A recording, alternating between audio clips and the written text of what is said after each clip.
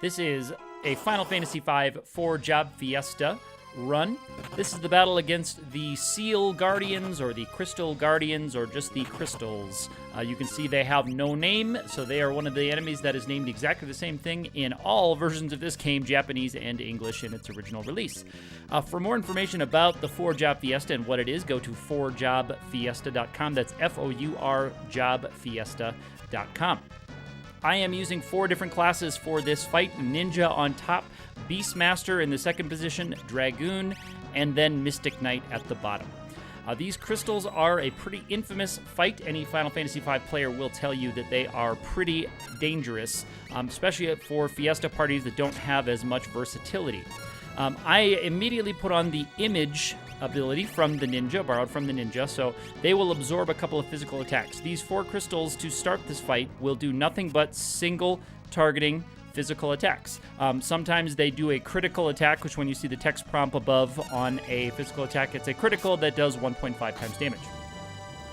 Each crystal is tuned to one of the 4 elements that the characters have from the crystals in World 1.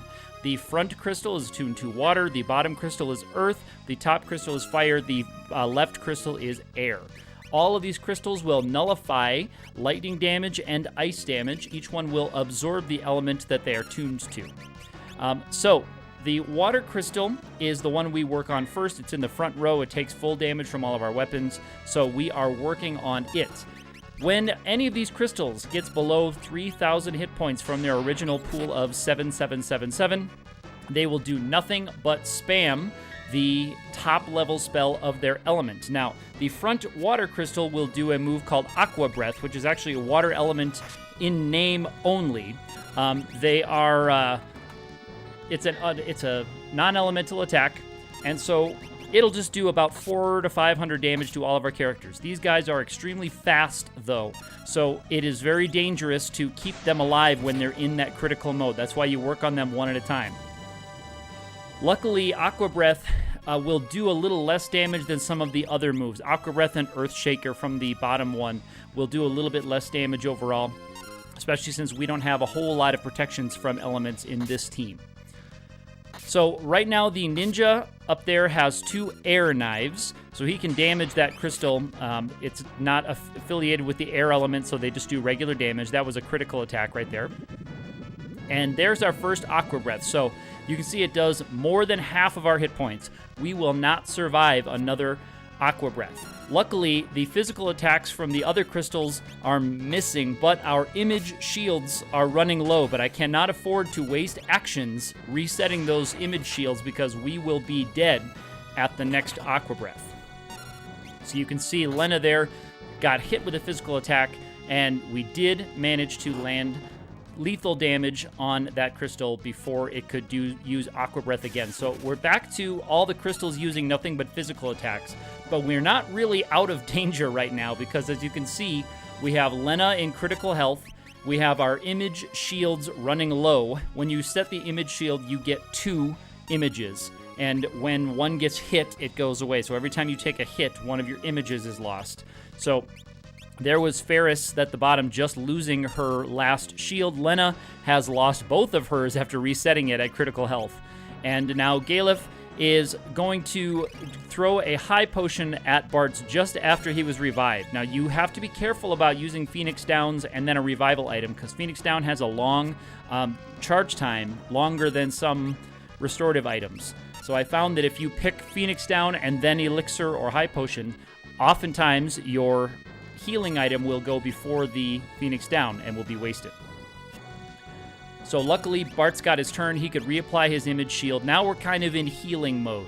We can't really be hurt right now by any of these crystals. They just have physical attacks, so as long as we keep our image shields up, they are totally fine. Ferris, by the way, has on the Mystic Sword ability Drain Sword, so any damage that she deals to the crystals, she will absorb in healing. So Ferris doesn't quite need the high potion so much because every time she does damage, she'll be pulling hit points out of these enemies. The next crystal we're going to start working on is the Earth Elemental Crystal. So it will use Earth Shaker, or a high-level Earth elemental damage on us. One way around that is you can come into this battle with float, and that will completely nullify that earth damage. So if you do have access to float, it's smart to just eliminate that crystal immediately, because it will stop doing any damage to you, because it will just try Earthshaker over and over on you and will no longer be doing physical attacks. We do technically, or could technically, have access to float by confusing an enemy that can cast float with the dancing dagger, but that would require us going way out of our way and finding enemies that will do that, and that's not really necessary with the setup we have. So the air knife and the wind spear are the best weapons that I have right now for the ninja and the dragoon. This will become important when we get back to that air crystal in the back. You'll notice that I did not come in with what I should have come in with in terms of non-air elemental weaponry. I believe there is a spear that you can purchase in this world that is non-elemental. I think it's just called Spear. It's the one you can steal in World 1. But you can buy it in World 2. I did not, because I have the Wind Spear here, and that becomes a problem because you can't really damage that back piece. In fact, you heal it when you attack with those best weapons. If you have a knight in this game, the best sword you can get right now is the Flame Sword. And so that becomes a problem when you start working on the top piece. So right there you can see the Earthshaker piece is in its Earthshaker routine. So it just used it on us. It did pretty good damage, so we will likely not survive another one.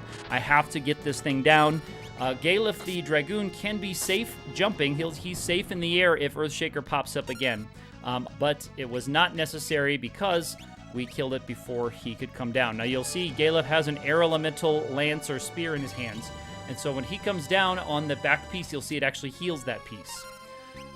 So then we're faced with a problem, because I'm suddenly having to change to suboptimal weapons just in order to do damage to that crystal. Now, it's okay if we could just slowly wear it down, but that crystal has the problem of, when it's below 3,000, it's going to be spamming Aeroga, or Aero 3, the high-level air element spell on us. And we will not survive 2 castings of Aeroga.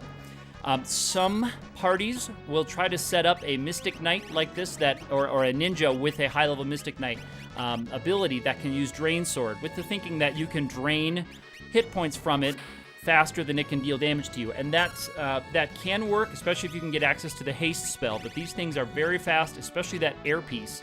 It's extremely fast. So eventually, with most party setups, you will find a time when it will get off 2 arrow spells before you can get off an action to drain and heal yourself. Right now I'm menuing, trying to decide what to do with my ninja. I'm looking at my options. I have got, that is the Guardian Dagger, or the Mangosh weapon. That's the one that you get earlier in the game. This is actually pretty optimal there, and with the Dancing Dagger, you can use Sword Dance, and Sword Dance gets both weapons boosted. So you saw both of those attacks did really big damage. Now, of course, that's very random. I would love to do Sword Dance every single time. Then this thing would not be a problem. And if I get a Sword Dance when it's in critical hit points, I can totally crush it, take it out. Now, Galef cannot use his spear. He also can't use the Partisan Spear, the Lightning Elemental Spear. I don't have the non-elemental spear in my inventory right now, so I'm deciding what in the world am I going to do with Galef, the Lancer, and the only weapon that I can put in his hands is a Mage Masher. That's the weapon that he has right now.